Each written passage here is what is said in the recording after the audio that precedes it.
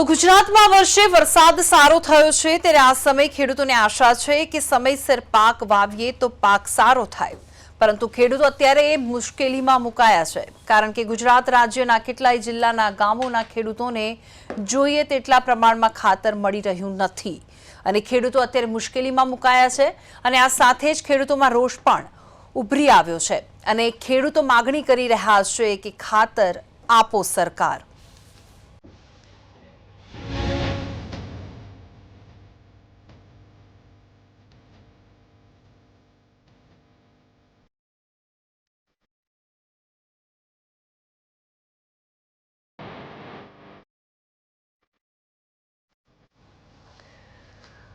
તો ગુજરાતમાં વર્ષે સારા વરસાદને ખેડૂતો આનંદમાં છે અને વિપુલ માત્રામાં વાવણી કરવાનો તેમનામાં ઉત્સાહ છે, પરંતુ આ તમામની વચ્ચે ખેડૂતો અત્યારે મુશ્કેલીમાં મુકાયા છે। વાવણી તો ખેડૂતોને કરવી છે, પરંતુ સરકારે ખેડૂતોને ખાતર આપવા માટે જે વ્યવસ્થાઓ અને ખાતર વિતરકો જે રીતે છે તેમના દ્વારા ખેડૂતોને પૂરતી માત્રામાં ખાતર પૂરું પાડવામાં આવતું નથી અને એટલે જ જગતનો તાત અત્યારે ચિંતામાં મુકાયો છે। સુરતના માંગરોળમાં વાંકલમાં યુરિયા ખાતર માટે ખેડૂતો વહેલી સવારથી જ લાંબી લાઈનોમાં ઊભા રહે છે અને આ સિવાય છોટાઉદેપુર જિલ્લામાં આવેલા ખાતર ડેપો ખાતે પણ ખેડૂતોને ખાતર લેવા માટે પારાવાર મુશ્કેલીઓનો સામનો કરવો પડી રહ્યો છે। તો અંગે ડેપોના મેનેજરનું કહેવું છે કે પૂરતા પ્રમાણમાં ખાતર આવતું નથી, જેના કારણે આ સમસ્યા ઊભી થાય છે અને રાજ્યના અનેક જિલ્લાઓના ખેડૂતો અત્યારે તો આ સમસ્યાનો સામનો કરી રહ્યા છે અને મોરબી જિલ્લાના હળવદ તાલુકાના ભલગામડા ગામમાં તો ખાતરની અછત વિશેની સ્ટોરી કરવા ગયેલા પત્રકાર પર 10 લોકો દ્વારા જીવલેણ હુમલો કરવામાં આવ્યો અને આ એક મોટી ઘટના છે અને એક તરફ ખાતર વિતરકો જે રીતે ખેડૂતોને પૂરતી માત્રામાં ખાતર નથી આપતા તેને લઈને જગતનો તાત પરેશાન થઈ ગયો છે અને આ વિષય પર જ્યારે પત્રકાર કવરેજ કરવા જાય છે તેના પર જીવલેણ હુમલો કરી દેવામાં આવે છે। પ્રશ્ન એ થાય છે કે ક્યાં ગઈ કાયદો અને વ્યવસ્થા? ગાંધીના ગુજરાતમાં આવી ગુંડાગીરી કેમ? પ્રાપ્ત થતી વિગતો અનુસાર એક એગ્રો ધારક દ્વારા જ કેટલાક માણસો બોલાવીને પત્રકાર પર હુમલો કરવામાં આવ્યો છે અને દેશની ચોથી જાગીર ગણાતા મીડિયાનો એક પત્રકાર જ્યારે ખેડૂતોને પડતી તકલીફોનું કવરેજ કરવા માટે જતો હોય ત્યારે તેમના જ ગુંડાઓ હુમલો કરે છે। ત્યારે પ્રશ્ન એ થાય છે કે ક્યાં જઈને અટકશે આ ગુંડાગીરી? ખેડૂતો પરેશાન છે અને ખેડૂતોની વ્યથા સાંભળવા ગયેલા પત્રકારો પર હુમલો થાય છે। અપાર પીડા છે, પ્રશ્નો અનેક છે, પરંતુ જવાબ આપવા વાળું કોઈ નથી। આ બધાની વચ્ચે હેરાન જગતનો તાત એટલે કે ખેડૂત થાય છે।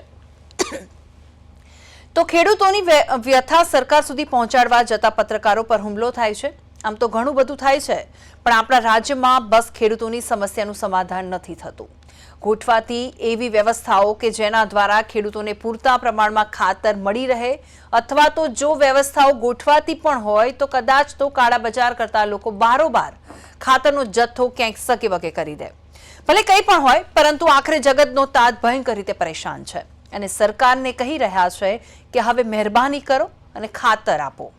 જોકે ગુજરાતમાં ખાતરનું કાળા બજાર કરતા વિક્રેતાઓ પર તવાઈ આવી છે। રાજ્યના કૃષિ વિભાગ દ્વારા 16 જિલ્લામાં ખાતરના ડેપો પર રેડ કરીને ગેરરીતિ આચરતા 17 જેટલા ખાતર વિક્રેતાઓને નોટિસ પણ આપવામાં આવી અને 4 ડીલરોના લાયસન્સ પણ સસ્પેન્ડ કરી દેવામાં આવ્યા છે। પરંતુ આટલું પૂરતું નથી। ખેડૂતોને ભયંકર રીતે હેરાન કરતા ખાતર વિક્રેતાઓને નોટિસ પાઠવીને સરકારે સંતોષ ન માની લેવો જોઈએ અને આ લોકો પર એવી કડક કાર્યવાહી કરવી જોઈએ કે જેથી દાખલો બેસે અને ગુજરાત રાજ્યનો કોઈ પણ ખાતર વિક્રેતા કાળા બજાર કરતા પહેલા 100 વાર વિચારે, કારણ કે વાત તો સત્ય છે કે રાજ્યમાં ખાતરનું કાળા બજાર કરતા લોકો બેફામ બન્યા છે। તે લોકોને કોઈ રોકવા વાળું નથી અને તેમના પર કાર્યવાહી પણ થાય છે, તો માત્ર નોટિસો આપી દેવામાં આવે છે। નોટિસ મળી એટલે થોડા સમય સુધી સીધા ચાલે અને પછી પાછું કાળી બજારી ચાલુ થઈ જાય। એટલે સરકારે ખેડૂતોનું વિચારીને આ મુદ્દે કોઈ પરમેનન્ટ સોલ્યુશન લાવવું જ પડશે, નહીતર આ સ્થિતિ નહીં સુધરે। તો ખેડૂતોના ખાતરના પ્રશ્નને લઈને કેબિનેટ મંત્રી ઋષિકેશ પટેલે શું કહ્યું, આવો સાંભળીએ।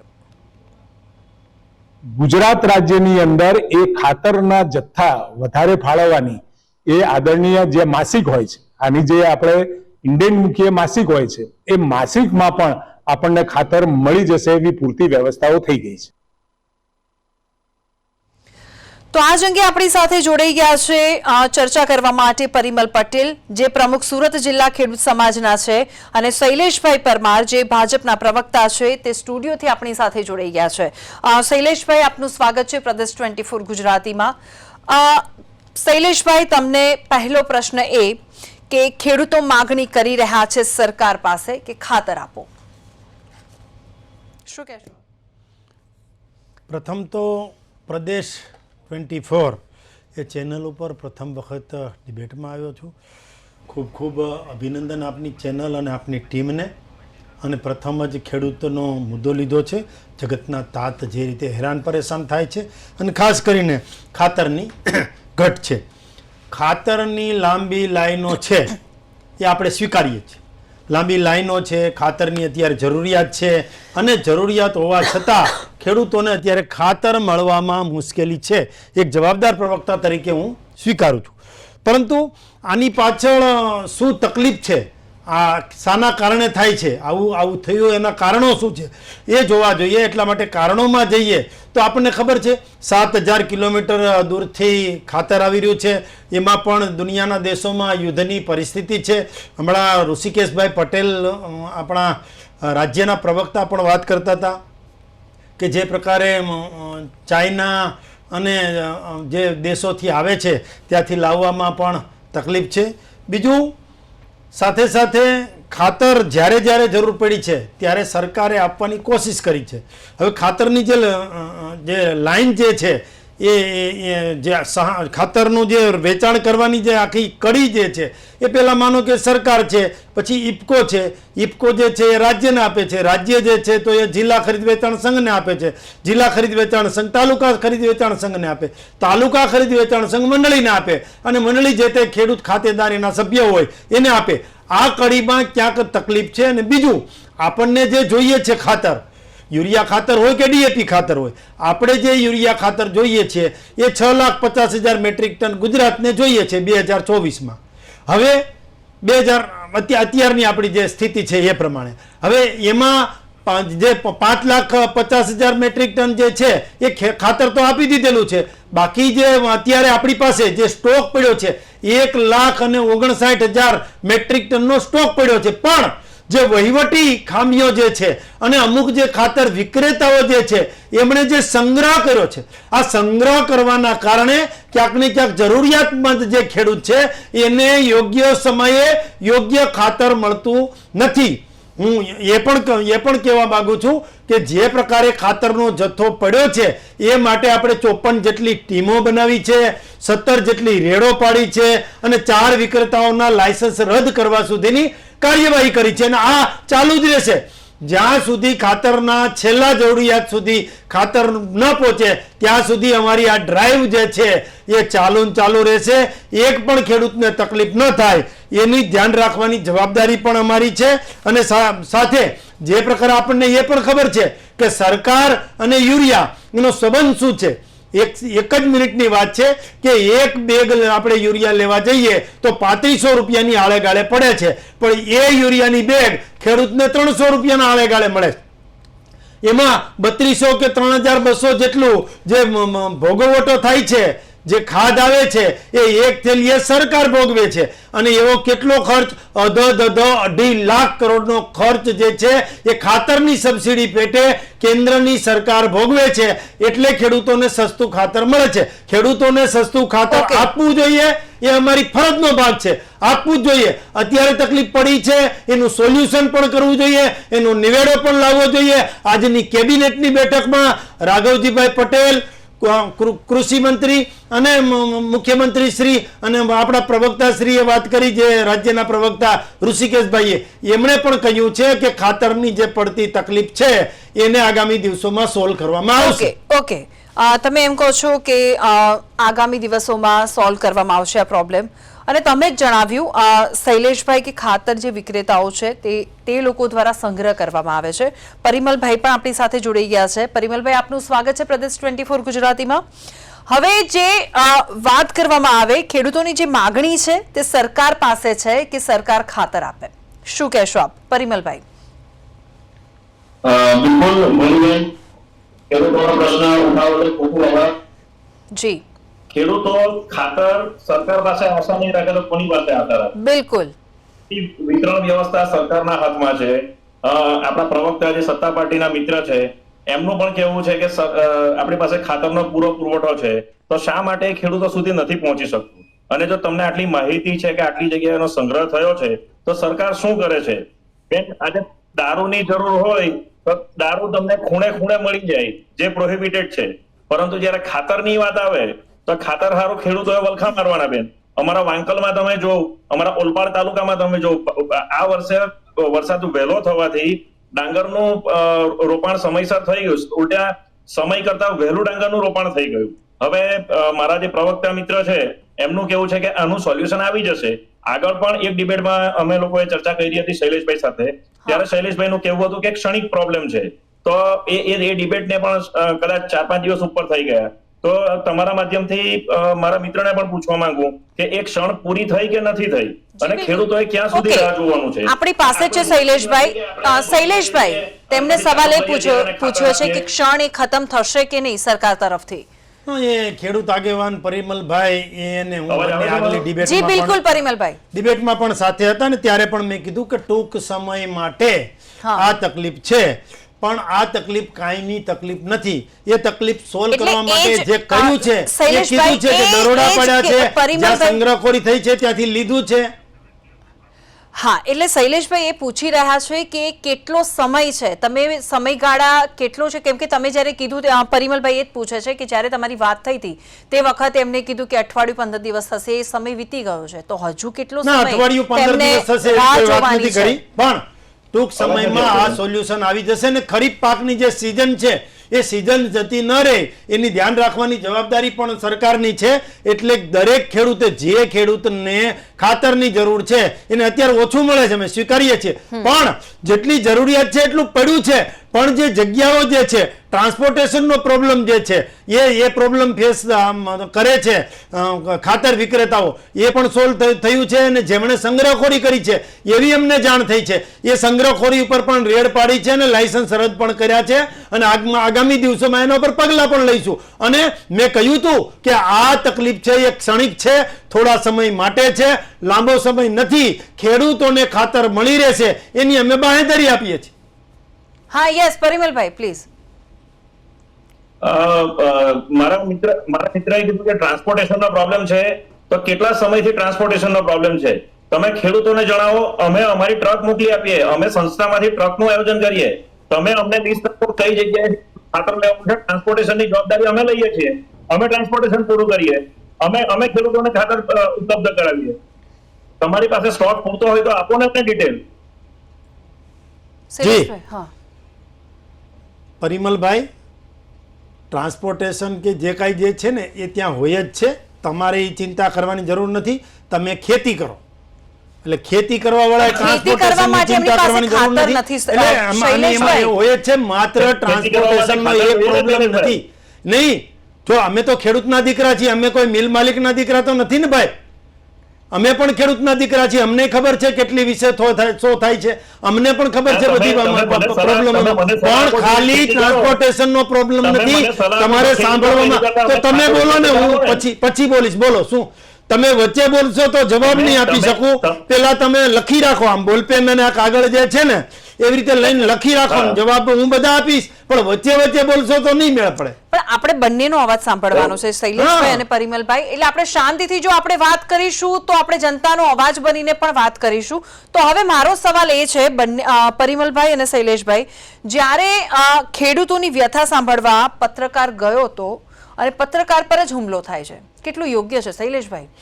જો ખેડૂતની વ્યથા સાંભળવા પત્રકાર ગયા હતા અને એના ઉપર હુમલો થયો છે, સમાચાર આપને ટીવીના માધ્યમથી જ હમણાં મને જાણ થઈ છે. પત્રકાર જગત છે એ તજજ્ઞ જગત છે, પત્રકાર જગત છે એ લોકશાહીનો ચોથો સ્તંભ છે. એ જ્યારે એમનું કવરેજ કરતા હોય ત્યારે એમનું કવરેજ કરવા દેવું જોઈએ ને, એને કોઈ પણ જાતની અડચણ ન આવે. ને ખાસ કરી અને જે એમને રોક્યા છે અને એની ઉપર હુમલો કરવાના પ્રયાસો કર્યા છે, એ ભારતીય જનતા પાર્ટીના એક જવાબદાર પ્રવક્તા તરીકે હું આ ઘટનાને વખોડું છું. પરિમલભાઈ, આપ શું કહેશો? મારું પણ એ જ કેવું છે બેન કે જયારે કોઈ જેન્યુઅન પ્રશ્ન હોય તો પત્રકારની ફરજ છે કે પ્રશ્નનો ઉજાગર કરે, આ દેશની પ્રજા જે લોકશાહીમાં જીવે છે એને પડતી મુશ્કેલીઓ એ પ્લેટફોર્મ પર લાવે, મીડિયાની જવાબદારી એ છે. અને જ્યારે આપણે સવાલ પૂછીએ તો આ સત્તાધારી પક્ષને આ ગમતું નથી. મારા મિત્ર પણ મારી પર થોડા ગરમ થઈને મને કહે છે કે તમે ખેતી કરો, તમે આ બધી ચિંતા નહીં કરો. તમે જો સમયસર અમને ખાતર ઉપલબ્ધ કરાવ્યું હોય તો અમારે આ ચિંતા કરવાની જરૂર જ નથી. અમે ખેતરમાં જતા રહીએ. અત્યારે અમને ખાતર નથી મળતું એટલે તમારી સામે બેઠા છે કે કૃપા કરીને અમને ખાતર આપો. તો તમે તમારી જવાબદારીમાંથી છટકવાની વાત કરો છો શૈલેષભાઈ. તમે મને એવી શીખવણ આપો કે તમે ખેતી કરો, ચાલો હું તમને બતાવું તમારી ખેતી જોઈએ અને મારી ખેતી જોઈએ. તમે આગળ પણ મને કીધેલું કે તમે ખેતી નથી કરતા. હું ભાષણબાજી નથી કરતો શૈલેષભાઈ. જેન્યુઇન પ્રશ્ન છે. ખેડૂતને ખાતરની અછત છે, ડાંગરના પાકમાં ખાતરની જરૂર છે અને આપણે ખેડૂતોને એ આશ્વસ્ત કરવાની જરૂર છે કે અમારી આ સિસ્ટમ છે, અમારી પાસે આટલું ખાતર અહીંયા ઉપલબ્ધ છે, આ ટ્રાન્સપોર્ટેશનની પ્રોસેસ છે, આ તમારી ડિમાન્ડ છે ને આટલા સમયમાં એને પૂરી કરીશું. આપણે એ બધી વાતો કરવાની જગ્યાએ આપણે ગણાવીએ છીએ કે આટલાનું ખાતર આવે છે, ખેડૂતોને આટલામાં આપીએ છીએ, આટલી સબસિડી આપે છે. ક્યાં કોઈ ઉપકાર કરે છે? સરકાર થોડી કમાવા જાય છે. લોકોના ટેક્સના પૈસા છે, એમાંથી જ આપણે સબસિડી આપીએ છીએ. ખેડૂત પણ ઇનડાયરેક્ટ ટેક્સ ઘણો ભરતો હોય છે. તો આપણે આ બધી ચર્ચા ન કરીને ખેડૂતોને કઈ રીતે ખાતર સપ્લાય કરી શકાય એના વિશે જો તમે માહિતી આપો તે ખેડૂતો માટે વધારે હિતાવહ રહેશે. ઓકે, હું તમારા માધ્યમથી આ સવાલનો જવાબ માંગુ છું શૈલેષભાઈ પાસે. ઓકે, સરકાર સારી યોજના પણ બનાવે છે ખેડૂતો માટે. આ વખતે સારો વરસાદ પણ પડ્યો છે પણ ખેડૂતોને ખાતર નથી મળતું. સવાલ એ છે શૈલેષભાઈ. મેં ખાતર ન મળવાના કારણો પણ અગાઉ જણાવ્યા છે અને એ પછી પણ ભાઈ પરિમલભાઈ જે સવાલોના હવે આવે છે અવાજ Parimalbhai? Hello. Okay, yeah, thank you. Okay, હા, પ્લીઝ કન્ટિન્યુ શૈલેષભાઈ.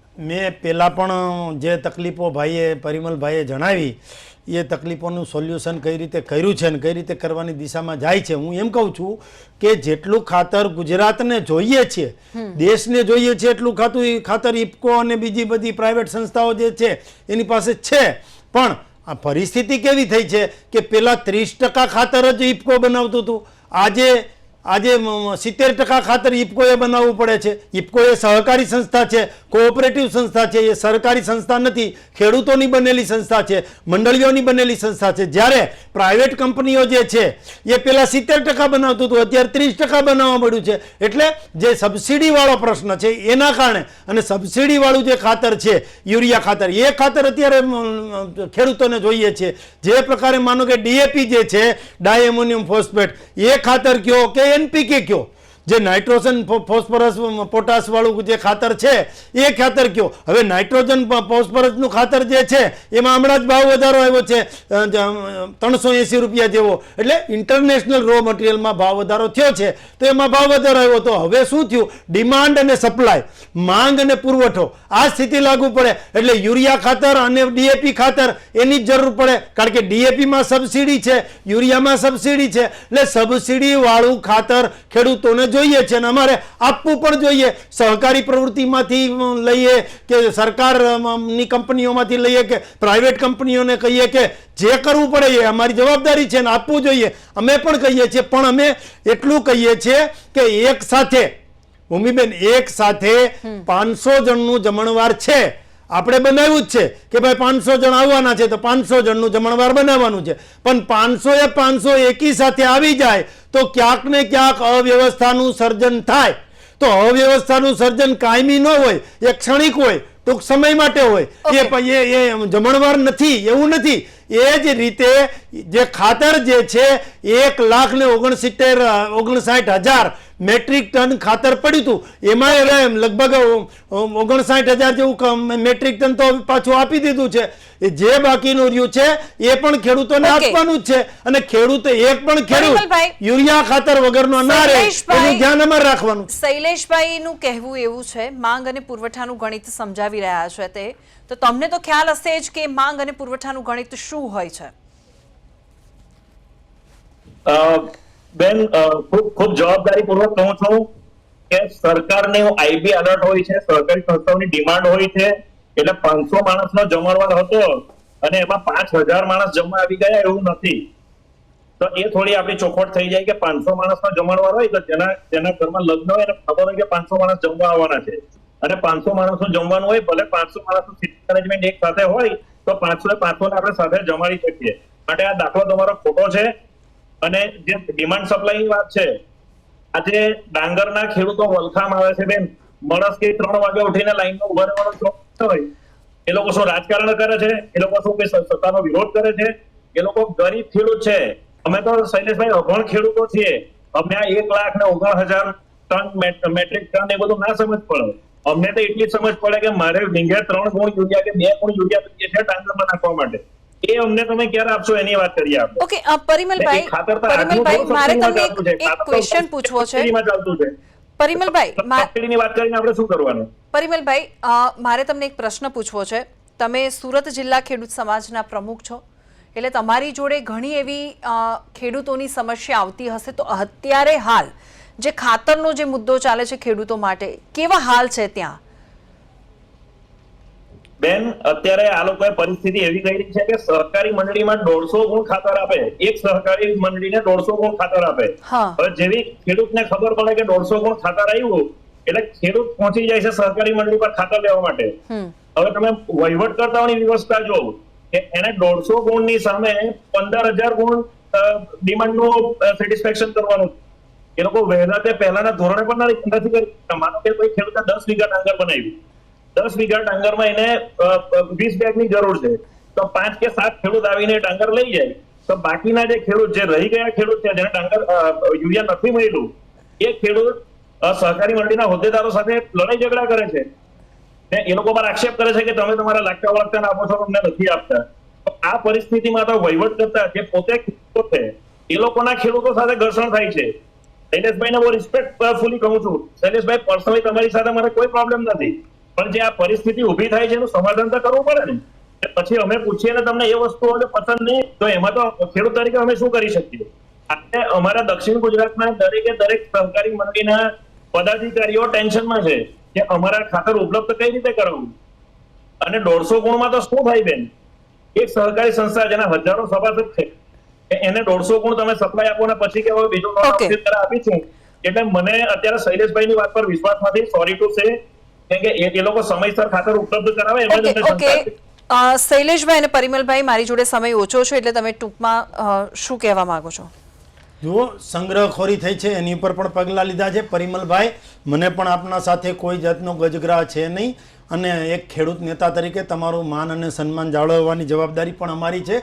પણ આ એ જ સરકાર છે કે જેમણે 2023માં મુન્દ્રા પોર્ટ ઉપર 4 ફૂટ પુલના ગ્રાઉન્ડ થાય ને એવડું જહાજ લાંગર્યું હતું, માત્ર ને માત્ર ખાતર ભરીને. એટલે 4 ફૂટ પુલના ગ્રાઉન્ડ થાય એવડું જહાજ, અને એ ઇતિહાસ બન્યો હતો. એટલે આ સરકાર એ જ સરકાર છે, ખેડૂતો માટે, ખેડૂતોથી અને ખેડૂતો દ્વારા ચાલતી સરકાર છે. આ સરકાર આજે પણ નિર્ણય કર્યો છે ને કેબિનેટમાં, એ પણ આપણને ખબર હશે. આજે મુખ્યમંત્રી શ્રી અને ઉર્જા મંત્રી શ્રી બંનેની સંયુક્ત ઉપક્રમે જે 11 જિલ્લાઓ જે છે ત્યાં ઓછો વરસાદ પડ્યો છે, ત્યાં ખેડૂતોને દિવસે વીજળી તો ખરી પણ 10 કલાક વીજળી આપવાનો નિર્ણય પણ આજ સરકારે કર્યો છે. એટલા માટે હું અભિનંદન આપું છું આપણા રાજ્યના સજ્જન, સરળ, સૌમ્ય, કસાયેલા અને ઘડાયેલા, મૃદુ પણ મક્કમ મુખ્યમંત્રી ભૂપેન્દ્રભાઈ પટેલ, ઉર્જા મંત્રી શ્રી અને બધા આખી ટીમ છે, એમને ખૂબ ખૂબ અભિનંદન આપીએ છીએ કે ખેડૂતોની વેદના સમજી અને 10 કલાક દિવસે વીજળી આપવાનું નક્કી કર્યું. હા, પરિમલભાઈ, તમે કંઈક કહેવા માંગો છો? બિલકુલ ભૂમિબેન, હું પણ સત્તા પક્ષનો જે સરકાર બનેલી છે એનો સમર્થક છું. હું સરકારનો વિરોધી નથી, પરંતુ જ્યારે 10 કલાક બાદ આવે વીજળી દિવસમાં આપવાની, આ માટે અત્યારે કરી શકાય અને આખું વર્ષ નહીં કરી શકાય. દક્ષિણ ગુજરાત વર્ષોથી આ માંગણી કરે છે કે અમને દિવસે વીજળી આપો, 10 કલાક વીજળી આપો. ત્યારે અમને લોડ શેરિંગના બહાના બતાવવામાં આવે છે કે આ ઇન્ડસ્ટ્રીમાં લોડ શેરિંગ કરવાનું હોય, એને લીધે તમારું આ રોટેશન બનાવવાનું આવે છે. જો ત્યારે રોટેશન સેટ નહીં થતું હોય તો અત્યારે શા માટે થાય? આ આપણને મૂર્ખ બનાવવાનો ધંધો છે. અત્યારે લોકોને ખબર છે કે ઇલેક્ટ્રિસિટીની ડિમાન્ડ ખૂબ ઓછી હોય છે ચોમાસામાં, તો ચોમાસામાં એ લોકો 10 કલાક 12 કલાક બધું કે બેન છેલ્લા 5-6 વર્ષનો ટ્રેન્ડ જોઈ લેવો કે સરકારે જેટલા વાયદા કર્યા, જેવું તમારું ચોમાસું પતે એટલે પાછા રોટેશન ચાલુ થઈ જાય 8-8 કલાકનું. કેમ કે લોકોને ખબર છે કે હવે પાવરની ડિમાન્ડ આવવાની છે. નહીં શૈલેષભાઈ, બહુ કહું છું. ઓકે, એક સવાલ, મારી જોડે સમય ઓછો છે, સમય ઓછો છે, મારે ખાલી એક પ્રશ્નનો જવાબ બંને પાસેથી જોઈએ છે. શૈલેષભાઈ, તમને પહેલા કે જે અત્યારે સ્થિતિ છે, ખેડૂતોને ખાતર જે નથી મળી રહ્યું, તેને લઈને સરકારને ચોક્કસ વ્યવસ્થા ગોઠવવી જોઈએ, તમને લાગે છે? લાગે છે નહીં, સરકારની જવાબદારી છે, વ્યવસ્થા ગોઠવી છે, જ્યાં જ્યાં ખાતર પડ્યું છે ત્યાં રેડ કરી છે, જે વિક્રેતાઓએ સંગ્રહખોરી કરી છે એનો સંગ્રહ જે છે એ સીલ કર્યો છે ને એ જ ખાતર જે જરૂરિયાતમંદ ખેડૂત છે એને આપવાનું છે. ખાતરમાં જે તકલીફ છે એ વહીવટી પ્રક્રિયાની તકલીફ છે, બાકી કોઈ લાવવાની તકલીફ નથી. વહીવટી પ્રક્રિયામાં માનો કે ટ્રાન્સપોર્ટેશન છે, જે સાંકળ છે એ છે, સંગ્રહખોરી છે, અથવા તો જેને નથી જોતું અને જેણે લઈ લીધું છે એ છે, આ તમામ જે પાસાઓ છે એ તપાસીને આગામી દિવસોમાં ખેડૂત જે જરૂરિયાતમંદ ખેડૂત છે એ ખેડૂતને ખાતર મળી રહે એવી વ્યવસ્થા થઈ જવાની છે અને સરકાર એનામાં ગંભીર છે. ઓકે, પરિમલભાઈ આપ શું કહેશો? મને શંકા છે બેન, સરકાર કેટલી ગંભીર છે. શૈલેષભાઈને પાછા મારો વાક્યો કદાચ ના ગમે, પરંતુ આ પ્રશ્ન રાતોરાત ઉઠેલો પ્રશ્ન નથી. આ પ્રશ્ન છેલ્લા ઘણા દિવસોથી ચાલતો છે અને સરકારે શું રેક્ટિફાઈ કર્યું, એનું શું સોલ્યુશન છે એની માહિતી જો આપણને મળતે તો ખેડૂત તરીકે મને પણ સંતોષ થશે કે ચાલો મારા ખેડૂતોને, મારા પડોશી ખેડૂતોને ખાતર મળવાનું છે. અને આ કોઈ અવ્યવસ્થા હોય, દાખલા તરીકે સરકારે ભૂતકાળમાં આપણને કીધું છે કે નીમ કોટેડ યુરિયા થઈ ગયું એટલે હવે એની કાળાબજારી બંધ થઈ જશે, ઇન્ડસ્ટ્રીમાં જતું બંધ થઈ જશે. કોઈ સોલ્યુશન આવ્યું નથી બેન. અને આ યુરિયા તો મળતું નથી, ઉપરથી નેનો યુરિયા આપણને થોડું છે કે તમે અમુક ખાતર લેવો ડીએપી કે ગમે તે, એની સાથે તમારે કમ્પલસરી નેનો યુરિયા લેવું પડે, જેનું રૂપિયાનું રિઝલ્ટ નથી આવતું બેન. તો મને ખૂબ જ અસંતોષ છે. સરકારે જે અમને યુરિયા જોઈએ છે એ સપ્લાય કરવો જોઈએ, નહીં કે અમને બતાવે કે આ ખાતરની સંગ્રહખોરી થાય છે કે જેને નથી જોઈતું. બેન આ વસ્તુ બનશે. મને ખાતર કાલે જોઈતું છે પણ મને ખબર છે કાલે મળશે કે નહીં મળે, એટલે હું આજે ખાતર લઈ લઈશ કે જ્યારે મને જરૂર પડશે ત્યારે મને ખબર નથી ખાતર મળવાનું કે નથી મળવાનું. ઓકે, શૈલેષભાઈ તમે શું? પરિમલભાઈ પાછા વળી જાઓ. પરિમલભાઈ બસ હવે જે તમે કહો છો, તમે એમ કહો છો કે યુરિયા ખાતરની સાથે નેનો યુરિયા પણ આપે છે. જવાબદારીપૂર્વક કહું છું એક પ્રવક્તા તરીકે પાર્ટીના, કે કોઈને નેનો યુરિયા ફરજિયાત આપવાનું નથી. જેને જે યુરિયા જોઈ છે એ જ આપવાનું છે, મામા સાથે ભાણીઓ પધરાવવાનો નથી એવી સૂચના ગૃહમાં કૃષિ મંત્રી શ્રી રાઘવજીભાઈ પટેલે આપી છે. એ પણ આપને ખબર છે ને અમે પણ કહીએ છીએ કે નેનો યુરિયા જે છે એ જેને નેનો યુરિયા જોઈ છે તો એ આપો, જેને દાણદાર યુરિયા જોઈ છે તો એ આપો, જેને થેલી જોઈ છે તો એને એ આપો, જેને એનપીકે જોઈ છે તો એને એનપીકે આપો, જેને ડીએપી ખાતર જોઈ છે તો ડીએપી આપો, જેને જે જોઈએ છે એ ખેડૂતને આપો, સાથે અન્ય કઈ પધરાવો નહીં. આવી સૂચના સરકારે આપી છે. ઓકે તો તમે સરકારી સંસ્થામાં તપાસ કરો શૈલેષભાઈ કે શા માટે એ લોકો દબાણ કરે છે. સહકારી સંસ્થા આપણી છે, પરિમલભાઈ અને શૈલેષભાઈ ફરજિયાત ઇફકો કંપની આપે છે નેનો યુરિયા, અમારે ખેડૂતોને આપવું જ પડે. ઓકે, પરિમલભાઈ અને શૈલેષભાઈ આપનો ખૂબ ખૂબ આભાર. તમે પ્રદેશ 24 ગુજરાતી સાથે જોડાયા અને જે રીતે વાતચીત કરી તેના માટે. તો ખાતરની જે કાળાબજારી કરતા કાળાબજારીયાઓ બેફામ બન્યા છે, તો ખેડૂતોને પૂરતું ખાતર નથી મળતું અને સરકાર જ્યારે કાર્યવાહી કરે છે તો માત્ર નોટિસ પાઠવીને સંતોષ માની લે છે. તો આ તમામની વચ્ચે જગતનો તાત પરેશાન છે. ત્યારે હવે સરકારે ખેડૂતોને પૂરતા પ્રમાણમાં ખાતર મળી રહે એ માટે કોઈ ચોક્કસ વ્યવસ્થા ગોઠવવી જ પડશે. નમસ્કાર.